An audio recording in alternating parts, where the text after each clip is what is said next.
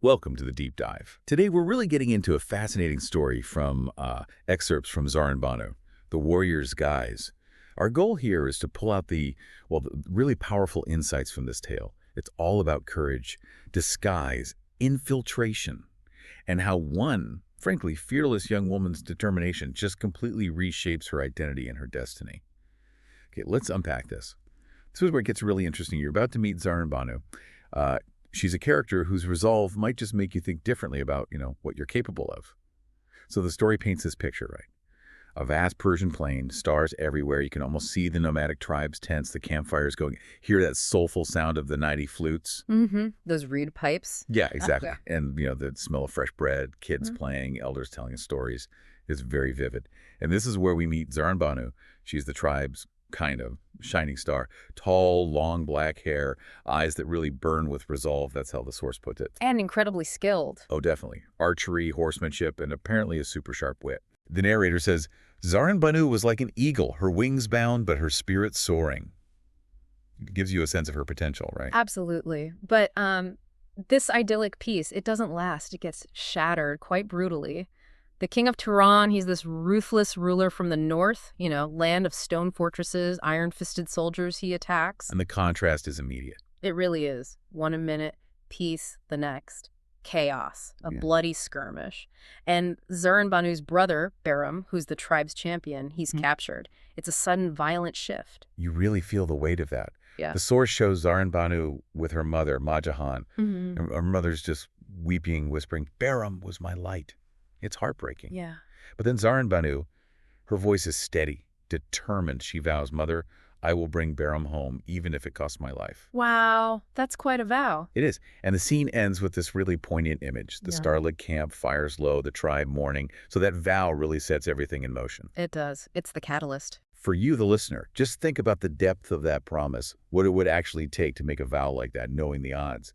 But she hits a wall pretty quickly, doesn't she? A huge one. As a woman, she simply cannot enter Turan's court. Women are barred from power there. It's a hard stop. So her response is, well, it's radical. She decides to disguise herself as a man, as a warrior. Exactly. A daring choice, really the only choice if she wants to follow through on that vow. And the transformation itself, it's described in detail. It happens in their tent with her friend Shirin, who's a skilled seamstress. Right. Shirin cuts her long hair, fits her with leather armor, loose trousers, a helmet to hide her face. It's a complete physical overhaul. Yeah.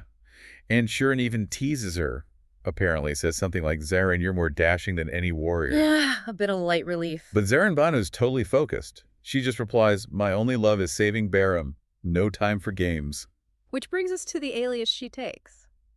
Zarrin-Mard. Meaning golden man. Yeah, and this is where it gets really interesting symbolically. It's not just putting on clothes. She's taking on a whole new identity. Purpose-built. And the weapons she chooses. Right. Her father's sword, it's mentioned as having sun motifs etched on it, and a sturdy bow. There's lineage there, tradition. And her mother gives her a turquoise pendant.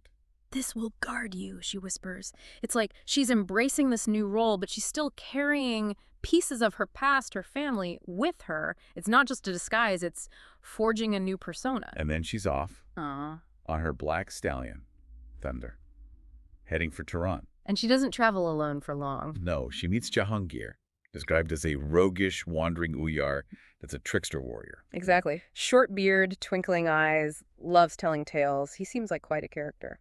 He sees her and grins. A new warrior. Turan should tremble. Classic adventurer intro. Yeah. And Zarrin-Banu, fully in her Zarrin-Mard persona now, just radiates confidence. She replies, not Turan nor its king will stand in my way. That's bold. Very. And the source gives us this striking image.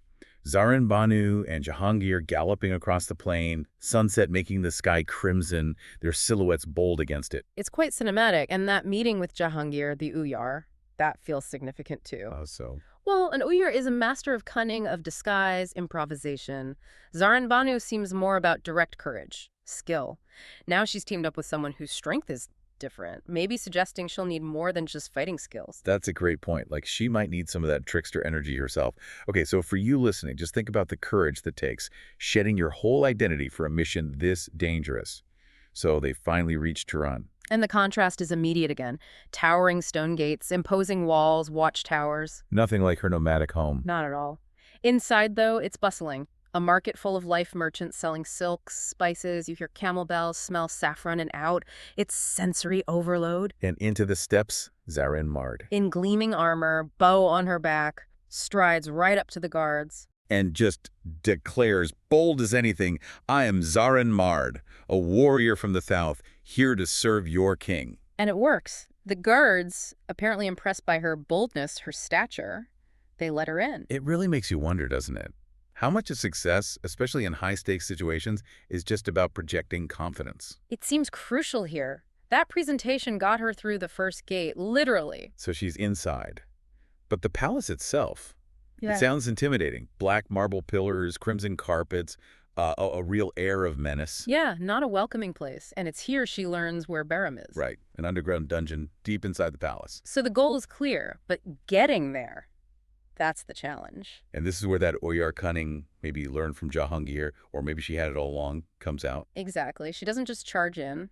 She thinks strategically. She approaches the court vizier, described as skeptical, long beard, piercing eyes. Sounds like a tough customer. Definitely wary. But Zarrin-Banu presents herself as this skilled warrior, eager to compete in the upcoming palace tournament. A way to get noticed, gain favor with the king. Right. A calculated risk. The vizier is intrigued, maybe sees potential value, but he's cautious. Still, he agrees. So she's got her foot in the door, but she's also put herself right in the spotlight. Precisely. And that's where this part of the story leaves us. Yeah, with this really tense image. Zarrin-Banu in the palace courtyard, practicing with her sword, blade flashing in the sunlight. While courtiers watch from the shadows, curious, maybe suspicious. She's walked right into the lion's den, basically. Cloaked in this warrior's guise, but totally exposed in a way. The tension is just building. It really leaves us on a knife edge, doesn't it? Thinking about the sheer weight of that secret she's carrying, this deep dive into her story, it really makes you think beyond just the physical heroism. It highlights the mental strength needed. Yeah, to live as someone else under that kind of pressure. Exactly. And the courage to keep pushing forward against such huge odds, all while maintaining this elaborate deception. So we've traced her path from that peaceful tribe life, shattered by violence, through this radical transformation, right into the enemy's stronghold in Tehran. All under the guise of Zarrin-Mard. Her secret is everything right now. It really makes you consider what aspects of your own identity, perhaps, would you be willing to hide or even change for a mission that meant everything to you? And what might be the hidden costs, the things you don't see when someone undertakes that kind of masquerade? Something to think about.